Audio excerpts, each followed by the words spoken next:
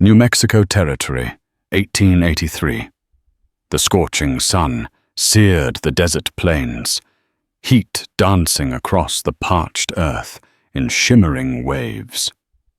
At the edge of the frontier, Johanna Russell lived alone on a small homestead she'd nurtured from dust and determination. One sweltering afternoon, she found a wounded Apache warrior collapsed near her well. Fear flared in her heart, yet compassion overtook caution. With trembling hands, she poured cool water between his cracked lips. She could never have imagined that this single act of mercy would unleash a powder keg of tension by morning. The entire horizon bristled with Apache warriors surrounding her humble home. Johanna Russell had come to this sun-baked corner of the New Mexico Territory 2 years before, after losing her husband, Robert, to a fever that swept through St. Louis. Life in the East had become a daily reminder of what she'd lost. Faces, sights, and every street corner sparked the memory of what once was. So she sold what little she had left and boarded a stagecoach west, a single trunk of belongings slung at her feet. She heard rumors of cheap land near the newly expanding territories, rumors that the desert with enough grit could be made to bloom. That journey led Johanna to a swath of land near the Rio Bonito, a winding tributary that kept a fragile promise of life. Only a few ranchers and prospectors staked their claim out here, and the U.S. cavalry patrolled from Fort Bowie, a real name Johanna had heard countless times on her journey. The fort, built many years before, was famous for its role in the ongoing skirmishes with the Apache people who called this place home, surrounded by thorny mesquite and towering saguaro. Johanna's homestead was perched where the desert met the rocky foothills, providing her enough high ground to see incoming visitors, but also making her a lone target. Yet she persevered. Each day she fed her chickens, milked her solitary goat, and tended a half-acre patch of corn and beans, coaxing life out of inhospitable soil. She built a small cabin with the help of a traveling carpenter who passed by. Life was lean but manageable. There were days Johanna swore the desert would swallow her whole, and days it rewarded her with breathtaking sunsets that illuminated the sky in flaming oranges and pinks. The land was tough, but so was she. Her father had always said that a strong back and stronger resolve could plant seeds in any soil and watch them grow. All the while, the tension between settlers and the indigenous tribes simmered just out of sight. Hardly a month went by without news of a raid, an ambush, or a cavalry strike. The locals whispered rumors of Geronimo lurking in the mountains of desperate last stands, and of settlement after settlement gone up in flames. Johanna listened, offered brief prayers for peace, then continued minding her farm. She believed in kindness to strangers, in bridging differences, and in focusing on her own tasks, until the day destiny landed a wounded Apache warrior on her doorstep. Johanna first noticed him as she unlatched her barn door that blazing afternoon. A faint shape stumbled across the horizon, sliding through the desert as if pursued by ghosts. Her heart leapt, uncertain whether she should hide or offer assistance. She kept a battered rifle in her cabin, but it was hardly loaded. She had only 3 rounds left. Before she could muster the courage to run for it, the stranger collapsed near the corner of her property, right beside the well. Her throat went dry with fear.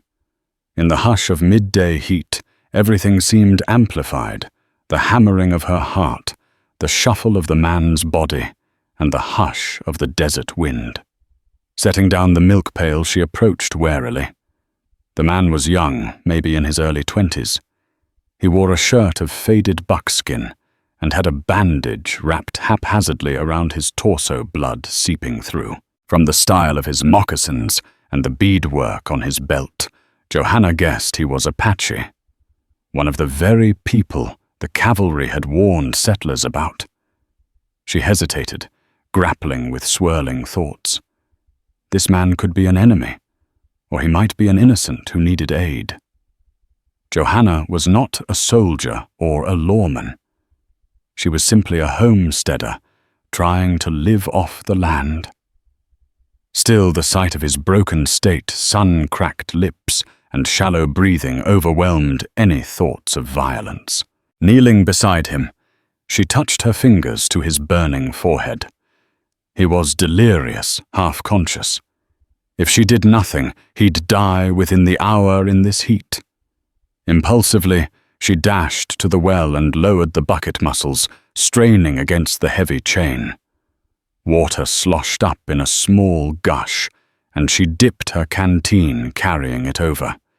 She tilted his head gently, letting cool water slip past his lips.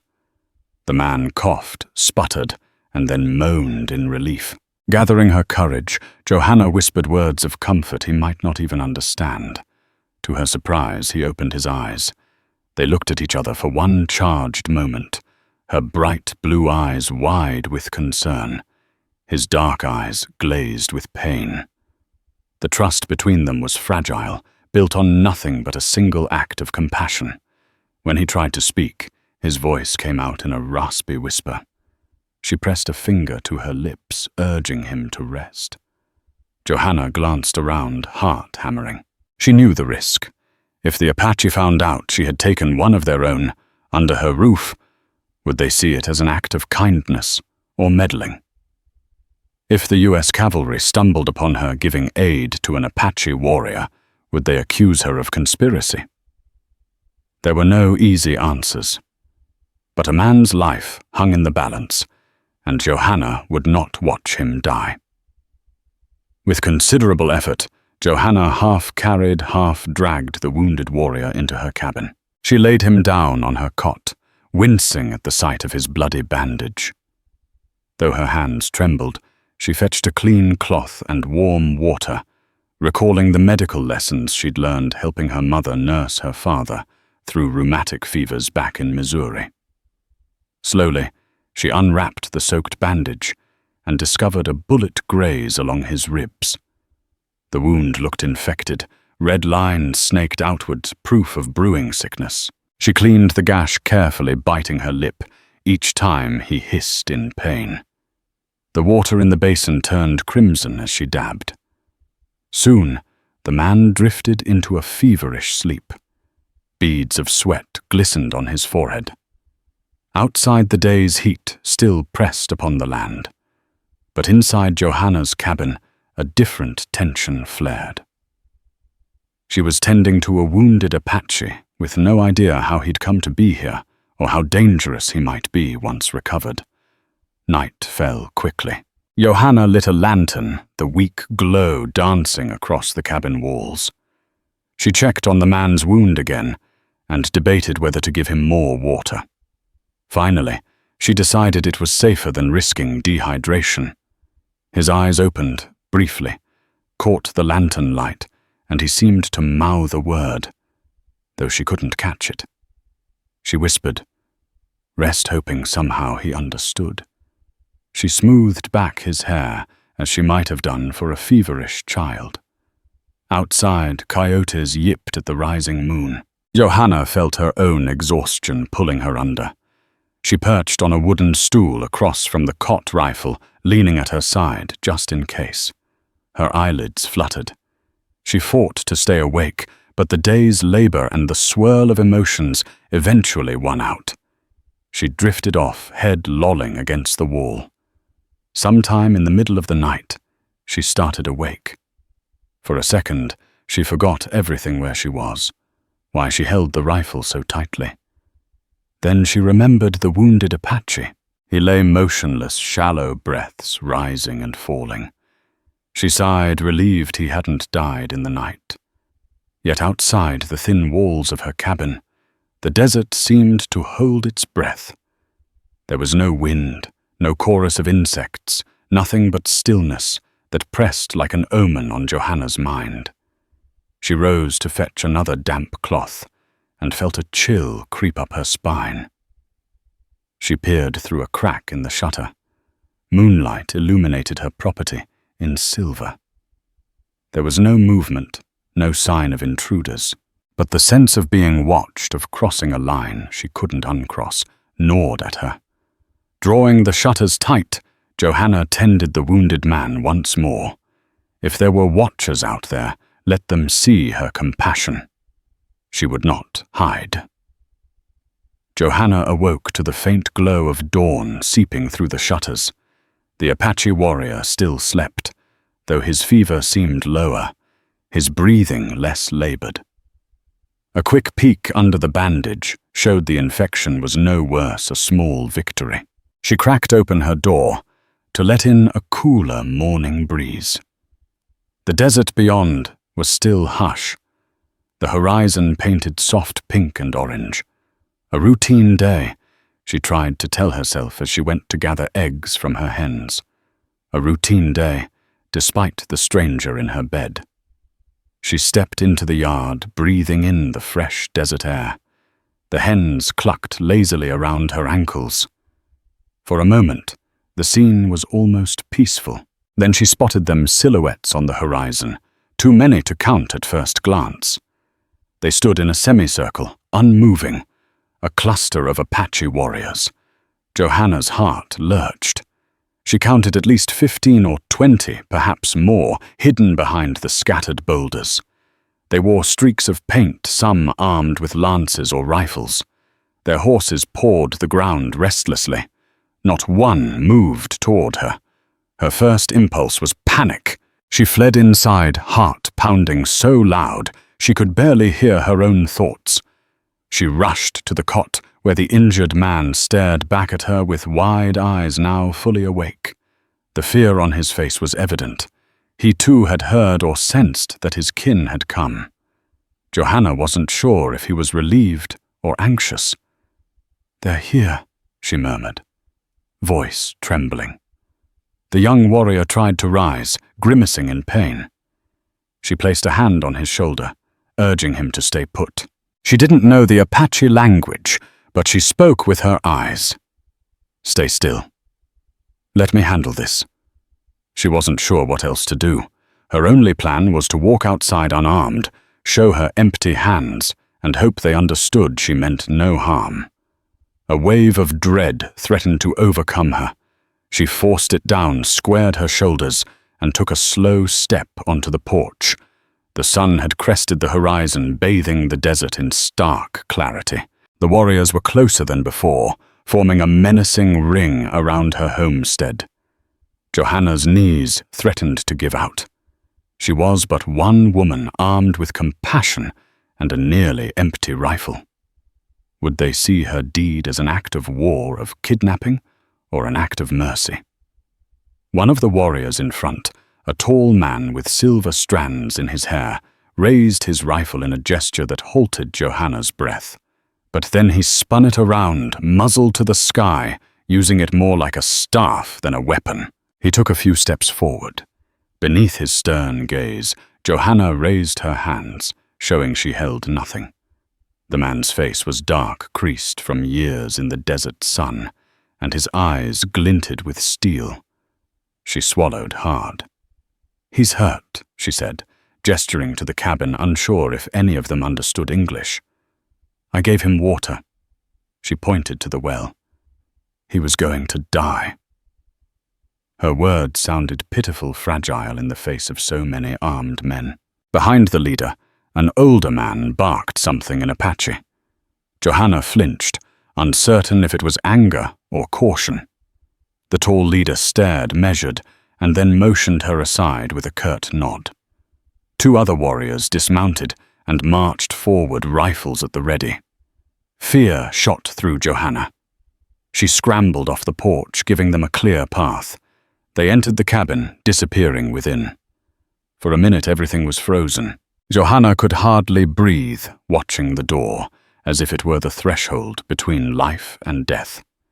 Then the men emerged, carrying the wounded warrior between them. His arm was draped around one's shoulder, and he was wincing in pain. The leader spoke quietly to him in Apache. The younger man nodded, gesturing to Johanna. Something flickered across the older warrior's face. Was it relief? Doubt? Then the leader inclined his head to Johanna, the barest gesture of respect. Without another word, the warriors guided their injured comrade to a horse, helping him mount. Johanna stifled a gasp, worried about reopening his wounds, but it was not her place to intervene. She stood there, trembling in the dusty yard, as the group coalesced around the wounded man. For a terrifying heartbeat, she thought they might seize her, drag her away, for reasons unknown.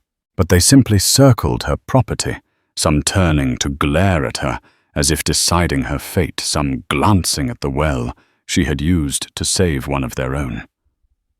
Finally, the leader raised his hand in a signal. The war party turned and rode off, hooves kicking up a swirl of dust. Within moments, they were a speck on the horizon, vanishing into the desert haze. Johanna remained on her porch knees, weak emotions raw. They had surrounded her, come close enough to kill her if they wished, but they had not. She exhaled in relief, uncertain whether she had just made friends or enemies. Word traveled fast in the frontier. Though Johanna lived in relative isolation, a handful of local ranchers, prospectors, and travelers made up her loose-knit community. They dropped by each other's homesteads from time to time, sharing gossip and supplies. One such neighbor was Manny Alvarez, who kept a small horse ranch 15 miles north. He rode over a few days later, dust caking his boots, worry etched across his face. "Miss Russell," he called from a distance, tipping his hat. "Mind if I water my horse?" His posture was tense, as though expecting trouble. Johanna waved him forward. As Manny led his mare to the trough, he asked in a hushed tone, "Heard a rumor. Some folks say a bunch of Apaches were seen near your place. Everything all right?" Johanna stiffened. How had news spread so quickly? She pressed her lips thin and decided half-truths might be safest. "They passed by," she said. "Didn't trouble me." They were looking for one of their own who got hurt. Manny shook his head, spitting into the dirt. "Everyone's on edge these days. You must be braver than most living out here alone. You sure you're okay?" He glanced around as if expecting to see signs of a skirmish. The weight of the encounter still pressed on Johanna's nerves. "I'm fine," she assured, offering a weak smile. She couldn't read Manny's expression. Was it pity or suspicion? That evening, Manny's departure left Johanna uneasy. She knew rumors about her harboring an Apache warrior would swirl among the settlers. Some would see her compassion as a betrayal. Others might spin tales that she was forced to help or that she had joined forces with the Apaches. The truth was simpler. She couldn't let a man die of thirst at her doorstep. But the frontier had a way of warping truths into dangerous shapes. Later, a traveling peddler named Tobias Wells came by with his mule cart loaded with tin pans, cloth, and other sundries. He was talkative, full of gossip he picked up from the ranches in the outskirts of Fort Bowie. "Johanna, you wouldn't believe the chatter," he said, unrolling a bolt of calico on her porch. "There's talk of an Apache war party camping near the mesa and a homesteader who's gone plumb loco offering them help." She feigned ignorance. "Sounds dangerous. Any idea who they're talking about?" Tobias shrugged. "Not sure. But Manny Alvarez said something about a neighbor of his who's... Well, let's just say Manny's worried for her safety." Johanna's heart lurched, but she kept her face composed. "That's a shame," she replied.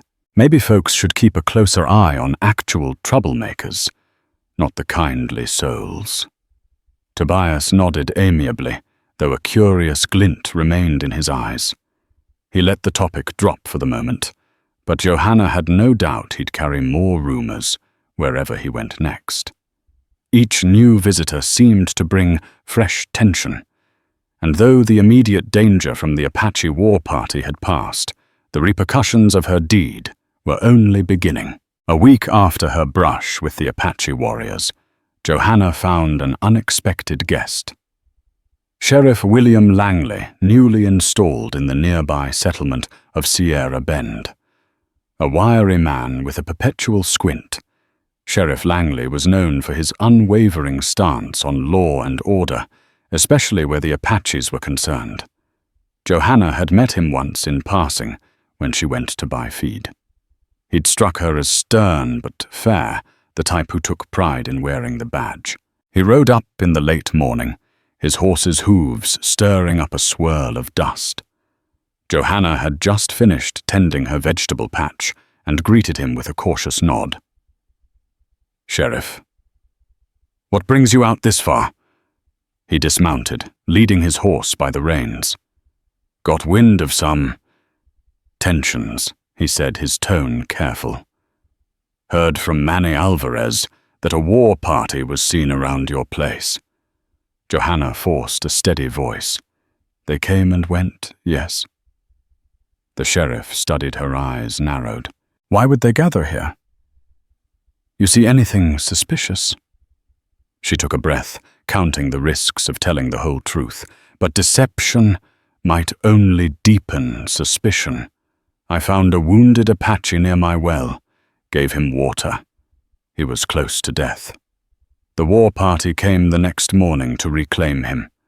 Langley's face hardened. "You helped an Apache warrior?" "I helped a wounded man," Johanna said, raising her chin. "He was dying of thirst. I couldn't just let him perish." The sheriff nodded slowly, but tension rippled in his jaw. "I understand compassion, ma'am, but these are dangerous times. The Apaches have been raiding ranches, attacking stagecoaches. If word spreads that you're sympathetic, some folks might not take kindly to that." Johanna's cheeks flamed. "Let them think what they want. I won't apologize for saving a life." A flicker of respect seemed to cross Langley's face. "I don't fault your heart, Ms. Russell. Just want you to be aware cavalry might come sniffing around, asking questions about whether you're siding with them. I'd advise caution." She nodded, swallowing. "Thank you for the warning." Langley tipped his hat, taking his leave, but before he mounted up, he paused. "Also heard rumor that a band of Apaches is still roaming the nearby canyons. If you see anything, come into Sierra Bend and report it, or send word. We aim to keep everyone safe." Johanna thanked him, though the words felt hollow in her mouth. As he rode off, she recognized the subtle threat in his caution. The frontier was a tinderbox. Her act of mercy might be interpreted as a spark that could lead to a wildfire of suspicion.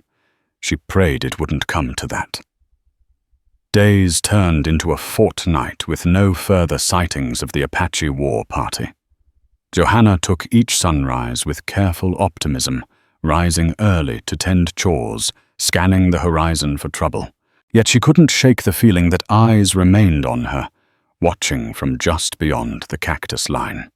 One late afternoon, Johanna saddled her mare Daisy, intending to collect wild herbs near a small stream that fed into the Rio Bonito. She needed fresh rosemary and yarrow to keep her medicinal pantry stocked. If another wounded visitor arrived, she'd rather be prepared. The day was brutally hot, so she waited until the sun dipped lower, casting long shadows across the desert floor. She rode at a measured pace, scanning the cactus-studded land. After half an hour, she reached the stream, a narrow trickle flanked by hardy shrubs and sparse cottonwoods. Dismounting, she led Daisy to drink, while she knelt among the stones, searching for yarrow's feathery leaves. The murmur of water soothed her, and for a moment she forgot about the tension swirling around her homestead. That's when she noticed them footprints. Several sets pressed deep into the muddy edge of the stream, a cluster of them too large to be dainty ranch hand boots, too smooth to be typical cowboy footwear. Johanna's heart quickened as she bent to examine them. Moccasins, she guessed, Apache footprints, and they seemed fresh, no more than a day old. Adrenaline flared. She glanced around, half expecting to see watchers peering from behind rocks. The footprints were scattered, but she recognized the pattern, a small group moving along the stream. Perhaps they had watered their horses here. Had they come this close to her land again, or was this part of their usual territory? Fear and curiosity swirled in Johanna's chest. She recalled the wounded warrior's face. He was hardly more than a boy carried off by men who might be grateful or vengeful. She couldn't tell, but clearly the Apaches were still active around these parts. She gently brushed her fingers over one of the prints, half an inch of dried mud crumbling at her touch. Once again, she found herself at the intersection of empathy and caution. She had no desire for further conflict, yet she couldn't deny the sense of connection. These were people trying to survive the same harsh land she was, though the world called them enemies. Suddenly, Daisy whinnied, startling Johanna. She sprang up, scanning the horizon. Nothing. Yet the horse's ears were pricked, her nostrils flaring. Johanna felt her own pulse racing. Whether it was an animal lurking or an Apache scout, she decided not to linger. She quickly gathered a handful of the herbs she needed, mounted Daisy, and rode back home with her nerves taut as bowstrings. That night, sleep eluded her. The footprints reminded her that peace here was tenuous at best. True to the sheriff's warning, soldiers from Fort Bowie arrived the following week, 2 cavalrymen in dusty uniforms, led by a Lieutenant Caswell, a burly officer with a square jaw and a suspicious glare. They approached Johanna's homestead at midday, carrying an air of authority. "Ma'am," Lieutenant Caswell said after dismounting, "we've had reports of Apache activity in this region. We're verifying any possible contact between locals and hostiles." Johanna forced a calm demeanor. "I've seen them pass through, yes. They came for a wounded man who was lying near my property." Caswell gave a curt nod. "You aided an enemy combatant from what we hear." "I helped a man who was dying," Johanna replied. Her tone was steady, though her heart thudded. The lieutenant's gaze flicked around her property, noting the well, the modest cabin, the meager farmland. "Have they threatened you or demanded anything? Has there been any sign they plan to attack?" She shook her head. "No, they left peacefully." Caswell pursed his lips. "Perhaps they'll return, or perhaps they're planning a larger movement. We'll station a small patrol near the main trail for a few days. If you see anything suspicious, you must report it immediately." Johanna couldn't help but notice the implied pressure. "Understood." Before leaving, one of the cavalrymen remarked in passing, "Be careful with your kindness, ma'am. These savages might twist it against you." Johanna bit her tongue, refusing to rise to the insult. The Apaches had not proven savage in her single encounter. If anything, they left her property without harm. But she also knew that the cavalry was set in their view, shaped by years of conflict and bloodshed. As the soldiers rode off, Johanna realized the fine line she was treading. Both sides, the Apaches and the U.S. Army, had eyes on her. Should another wounded warrior show up, or if the Apaches decided to thank her, or if a neighbor misunderstood her intentions, the consequences could spiral out of control. The following week, Manny Alvarez visited again, bringing a side of salted beef. "Heard you don't have much meat left," he said, offering a friendly grin. She thanked him, touched by the gesture. Despite the swirling rumors, Manny still seemed genuine in his desire to help.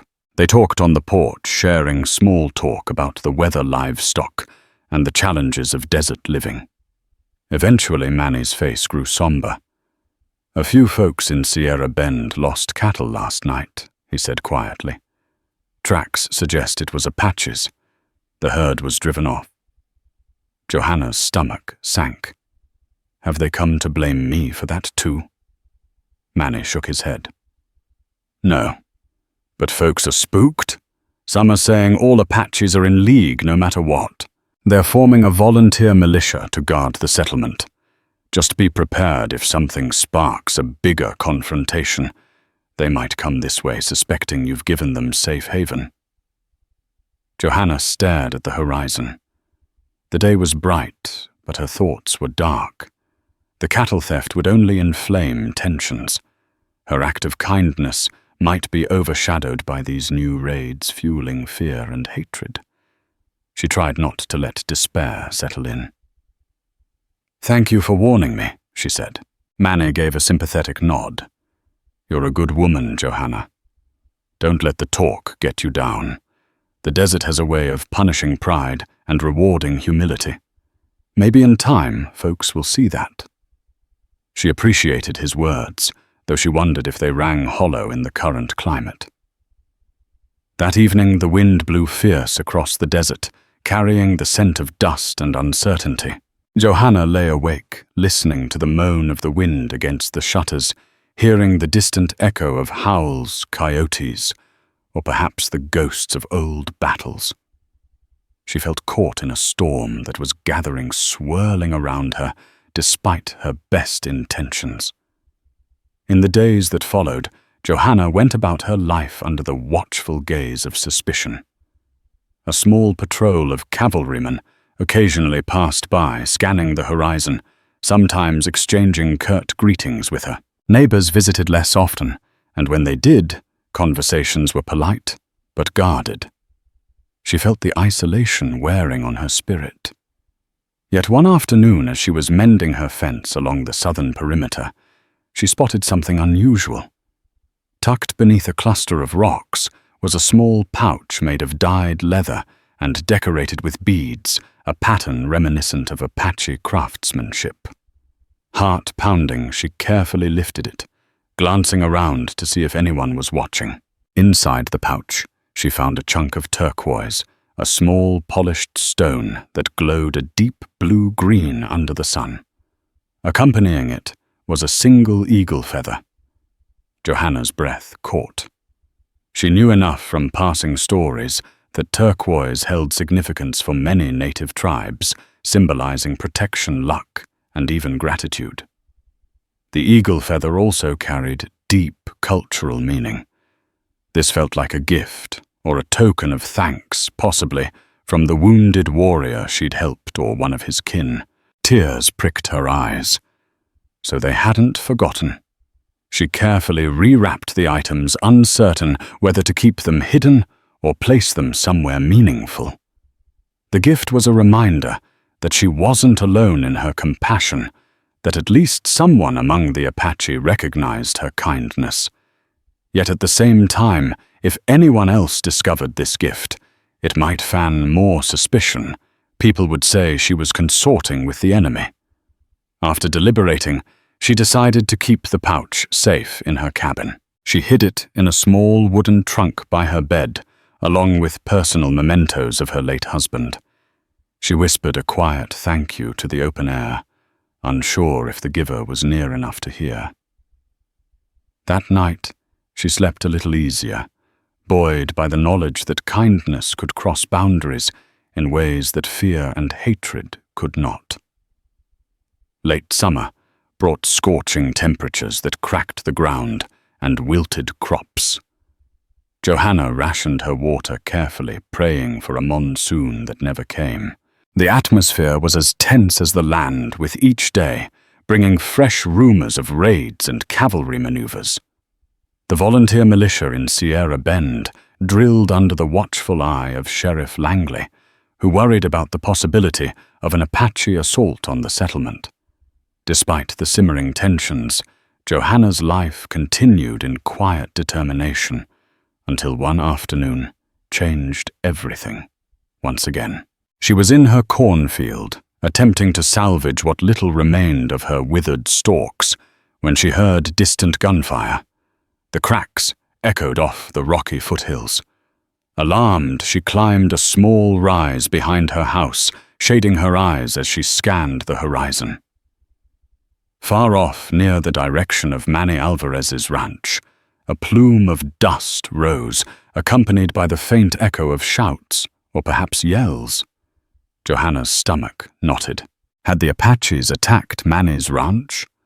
Or was it a clash between the cavalry and some renegade band?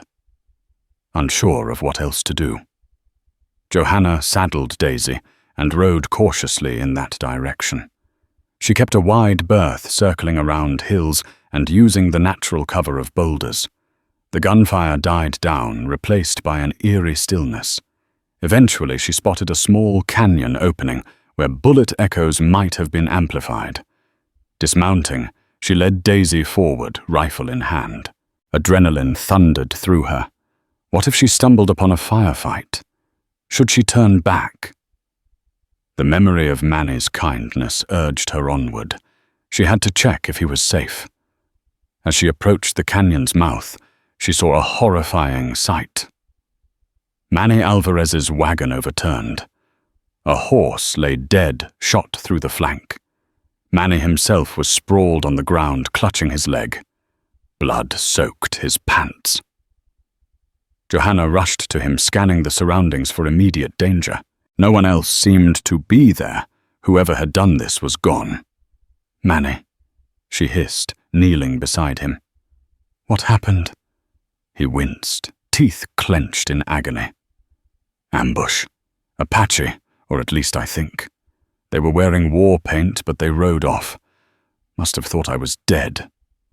He groaned, pain contorting his features. Johanna's heart raced. He was losing blood, quickly. She tore a strip of cloth from her apron, pressing it hard to the wound. "Stay still. I'll try to stop the bleeding."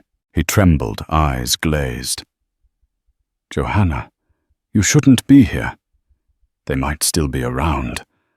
I can't leave you to die." She snapped, focusing on the makeshift tourniquet. Her hands shook, but she pressed down firmly, recalling the same first aid steps her mother had taught her long ago. Manny's breathing was ragged. "Why would they do this?" he muttered. "Took my horse. Shot me. I never harmed them." Johanna's mind whirled. She thought of the wounded Apache she'd saved, and the gift she'd found a sign of gratitude.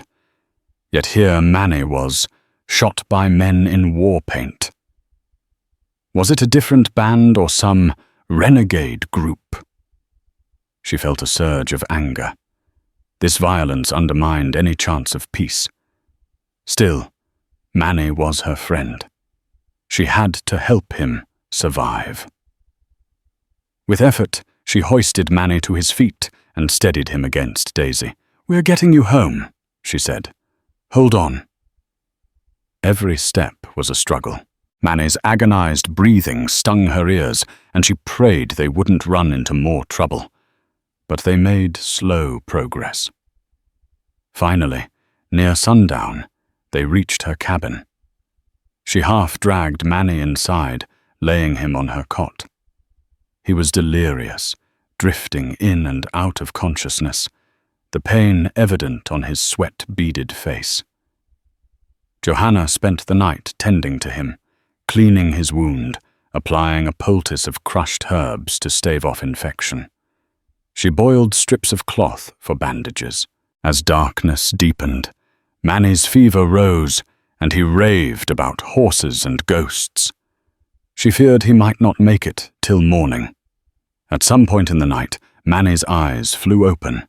He grabbed Johanna's wrist, voice strained.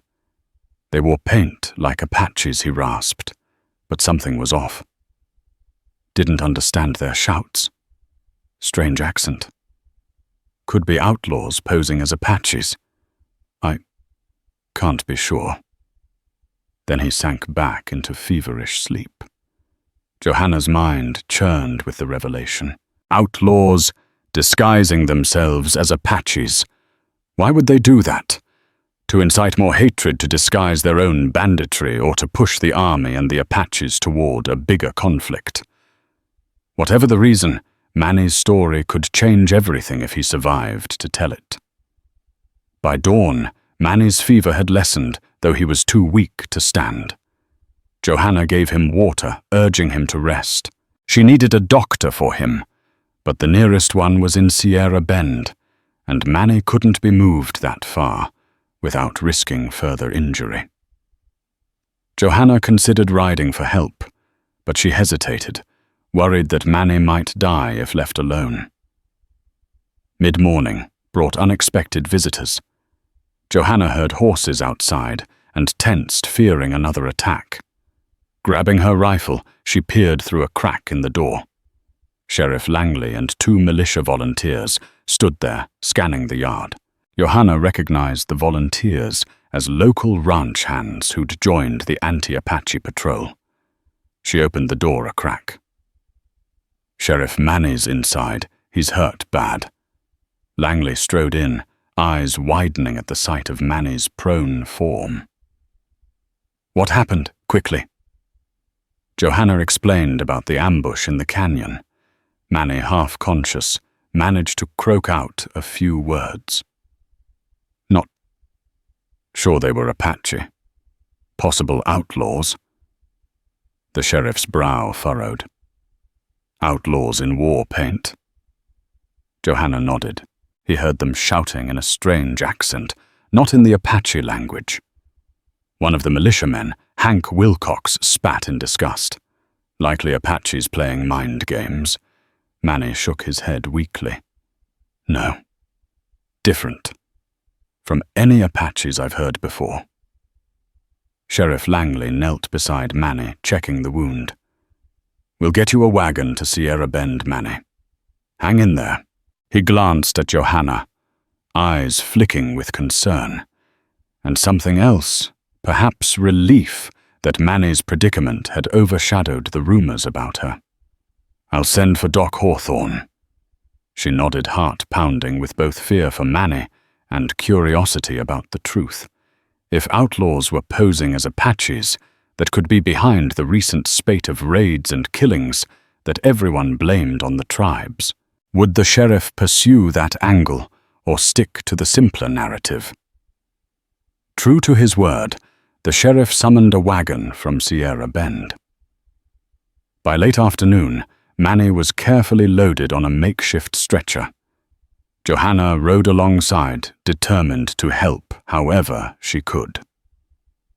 The journey took hours, each bump eliciting a groan from Manny. Sunset painted the sky in fiery hues as they approached the dusty main street of Sierra Bend. Doc Hawthorne, a gruff older man with wire-rimmed glasses, met them outside his small clinic. He ushered Manny inside, barking instructions to Johanna and the sheriff. As they worked to stabilize Manny, Johanna's thoughts churned. Who was behind the ambush, and how would the town react if the truth emerged? News of Manny's ambush spread through Sierra Bend faster than wildfire. By the next day, saloon patrons at the Silver Spur and the local mercantile were abuzz with speculation. Some claimed Manny's accounts were mere delirious ramblings, that he'd been attacked by Apaches in war paint, no question. Others whispered that maybe a band of outlaws had found a cunning way to instigate war. The tension was palpable. Sheriff Langley tried to keep order. He interviewed Manny as soon as the man regained enough strength to speak coherently. Johanna stayed near Manny's bedside, offering water and moral support. Manny recounted the encounter, detail by detail, the sudden gunfire, the strange voices. the fleeting glimpse of men whose war paint was clumsily applied, almost theatrical. As Manny spoke, Johanna noticed the sheriff's thoughtful expression. Could it be the sheriff himself suspected a bigger conspiracy? Outside, the volunteer militia ramped up their patrols, scouring the desert for any sign of Apache. Some doubted Manny's story, calling him a traitor or a fool. Still others began to suspect that the wave of cattle thefts and raids weren't Apache work at all, but the cunning strategy of a band of thieves. Johanna found a small glimmer of hope in that shift of suspicion. Maybe this new perspective would spare the Apaches from further violence. Yet she also feared that if the truth didn't come out, the tension would only escalate into a full-blown conflict. As Manny drifted to sleep, Johanna stepped outside to breathe. Sierra Bend was a modest settlement, a few dozen buildings lining a single dusty road, with the saloon, church, and mercantile forming the central hubs of daily life. She gazed at the sloping hills beyond, imagining the networks of canyons and hidden trails where outlaws might hide waiting to strike again. A group of townsfolk stood on the corner, their voices urgent. She caught snippets. "We can't just stand by. The Apaches are plotting. Manny's story is hogwash. We need the cavalry." Her spirit sank. Misinformation was a mighty force, fueled by fear and ignorance. She wondered if she should speak up, share her own experiences, or mention the gift of turquoise and the eagle feather. But who would believe her? She returned to the clinic, finding the sheriff resting against a wall, arms crossed. He eyed her. "I heard you helped Manny. Risked your own neck." "I won't forget that, Miss Russell." Johanna gave a weary nod. "I do what I can." He sighed. Manny's story complicates matters. If outlaws are trying to pin blame on the Apaches, we have a bigger mess than we thought. Catching her breath, Johanna asked, "What will you do?" Langley's stare hardened with determination. "Find them. We can't let this escalate into a war. There's already a cavalry detachment heading this way. If they think the Apaches are behind all this, they'll go hunting them down. I'd like to avoid that if the Apaches are truly innocent." Johanna's heart rose, though she knew the next steps would be fraught with danger. A plan took shape the next day. Sheriff Langley assembled a small posse Johanna insisted on joining, much to his initial reluctance. "You sure about this, Ms. Russell? It's dangerous, and we don't know what we'll find." She stood firm, gripping her old rifle. "I've seen enough out there. I've dealt with Apaches. I want to help. Manny's my friend, and I can't stand by if outlaws are behind this." Relenting Langley allowed her to come along with 3 other volunteers men Johanna recognized from ranches further south. They set out at dawn, heading toward the canyon where Manny was ambushed, hoping to pick up the trail of the fake war party. Dust rose behind their horses as they rode in tense silence, scanning the terrain for any sign of movement. By midday, they reached the canyon. The sheriff and the volunteers spread out, examining wagon tracks, footprints, and any clues left behind. Johanna's nerves jingled. She recalled Manny's account of gunfire and the strange voices. Every rustle of brush set her on edge, imagining a hidden rifle aimed at her head. Hank Wilcox, one of the volunteers, grunted as he knelt beside some tracks. "Looks like a group of 5 or 6 horses. Hard to tell, though. Sand's pretty loose here." Langley examined the ground. "We'll follow them as far as we can." He noted the direction, leading the posse deeper into the rugged foothills. The trail wound through narrow passes, the walls towering overhead oppressive in their silence. Hours passed. The sun beat down mercilessly, and water was precious.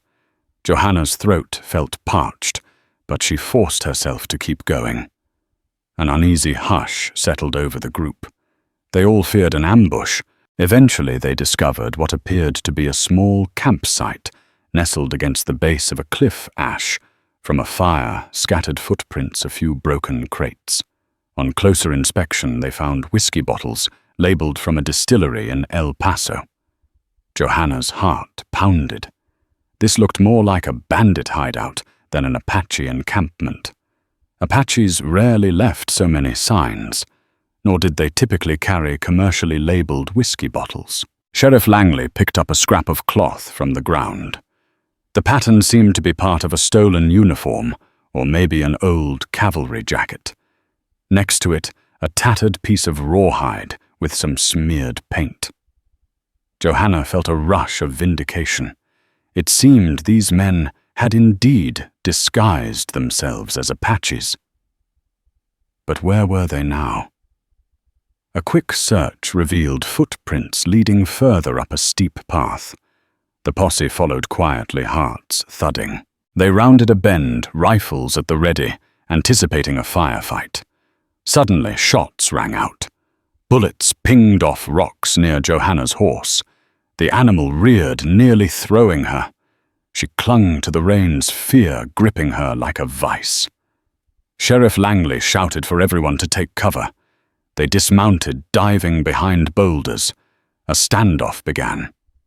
Hidden in the rocks above the outlaws rained sporadic gunfire, their muzzle flashes betraying their positions. The posse returned fire, but the vantage point favored the ambushers. Johanna's hands trembled on her rifle. She had only 3 bullets, something she'd never had a chance to replenish, and each shot needed to count. Langley crawled over to her, breathing hard. "We need to flush them out or we're sitting ducks." Johanna nodded.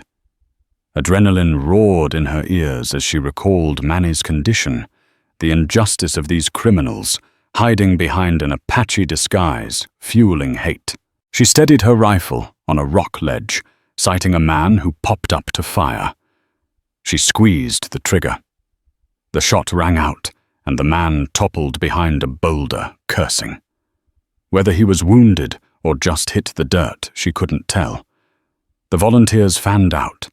Hank Wilcox managed to flank the outlaws on one side, exchanging close shots among the crags. Johanna heard a man scream. She wasn't sure if it was one of the posse or an outlaw.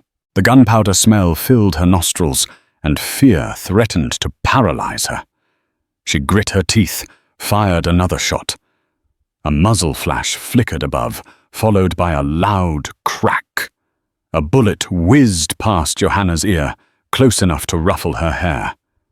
Her heart hammered. She had 1 bullet left. Amid the chaos, a thunderous yell echoed through the canyon. Another volley of shots rang out, but these sounded different, less smoky. Johanna glanced over her shoulder. A small group of men appeared on horseback at the canyon's entrance. For a sickening moment, she feared another band of outlaws was upon them. But then she recognized the patchwork of attire and realized they were Apache warriors, perhaps the same band who'd once surrounded her homestead. At their head was the tall, silver-haired leader she had encountered that fateful morning. The outlaws pinned between the posse and the Apaches panicked. Their shots wavered, and the Apache warriors capitalized on the confusion. They dismounted and rushed forward in a coordinated attack. Johanna stared in shock. She never expected to see Apaches coming to their aid. But was that truly their intention? Or were they just attacking outlaws who had stolen from them? Either way, the outlaws were outnumbered and outmaneuvered. Within minutes, the skirmish ended. 2 outlaws lay wounded, 3 more dead or captured. 1 volunteer was grazed by a bullet, but nothing fatal. Sheriff Langley, panting, emerged from cover. Johanna slowly rose, her ears still ringing from gunfire. The tall Apache leader stood a short distance away, locking eyes with her. A fleeting moment of recognition passed between them. Then he turned to the outlaws, uttering something in his language. The wounded criminals cowered wide-eyed, their disguises now fully exposed. Their war paint was smeared from sweat, some still wearing tattered cavalry garb or patched-up clothes. Langley lifted his rifle warily, not sure how to handle the Apaches. But Johanna stepped forward, raising her hands. Heart pounding, she looked at the silver-haired man and spoke softly. "Thank you." She wasn't sure if he understood. But after a moment, he inclined his head. It was then that another Apache warrior approached one Johanna recognized instantly. The young man she'd given water to. He had a faint scar on his side where the bullet had grazed him. He said something to his leader, nodding in Johanna's direction. The older man regarded her again, then stepped aside, letting the posse approach the captured outlaws. Sheriff Langley, swallowing, spoke in measured tones. "We'll take these men to Fort Bowie. They're criminals." He gestured to the outlaws, who glared in defeat. Another volunteer quickly disarmed them. Johanna could hardly believe the turn of events. Apaches and the sheriff's posse facing off the same threat. She sensed a mutual understanding forming in the dusty canyon air, that these outlaws had tried to frame the Apaches, fueling the cycle of violence. For a moment, the desert seemed to hold its breath, acknowledging a fragile alliance.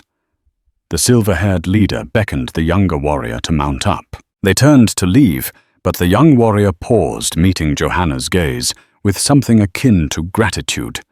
Then he lifted his hand in a small, respectful salute before spurring his horse away. The group of warriors disappeared among the crags as silently as they'd arrived. Sheriff Langley exhaled as if releasing a great burden. "I never thought I'd see the day." Johanna lowered her rifle. "Perhaps there's hope for peace after all," she whispered, though she knew the journey would be long. The posse escorted the wounded outlaws back to Sierra Bend, where the truth soon roared through the town like a stampede.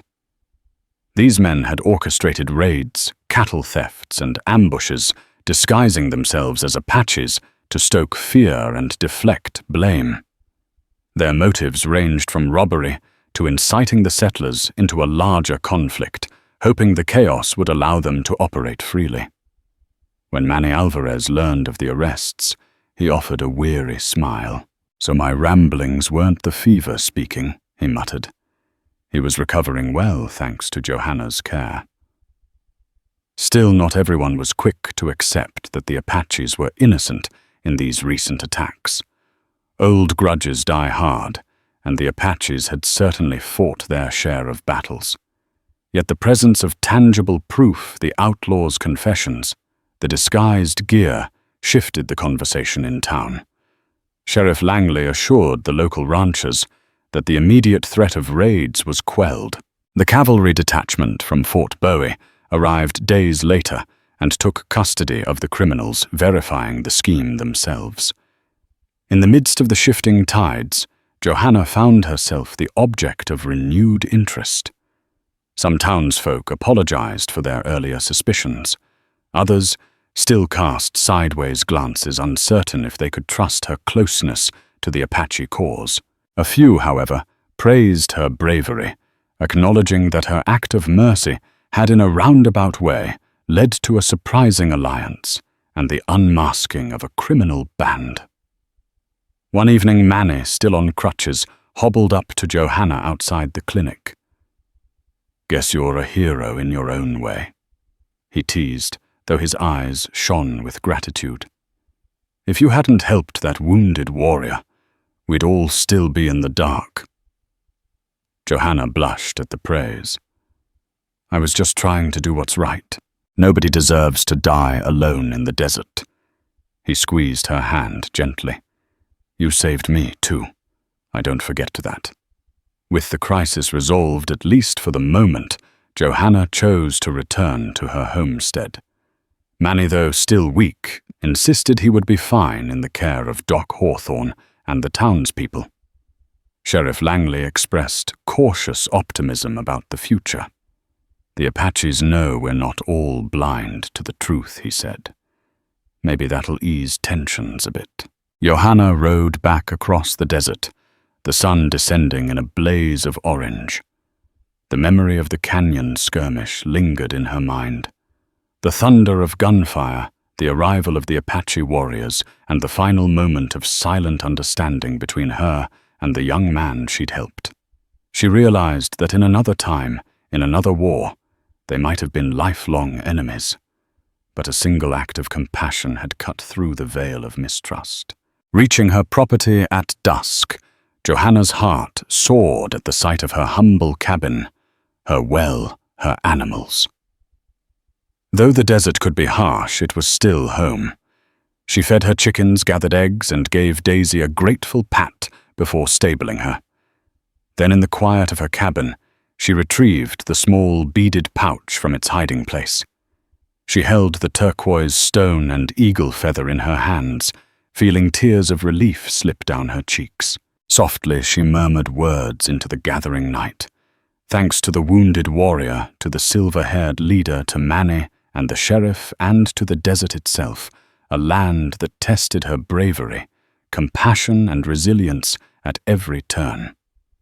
She set the pouch on her windowsill, letting the moonlight illuminate the beads.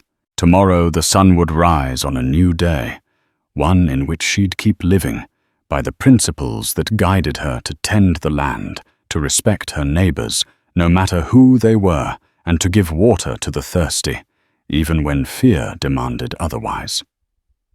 Thank you for listening to She Gave Water to a Wounded Apache.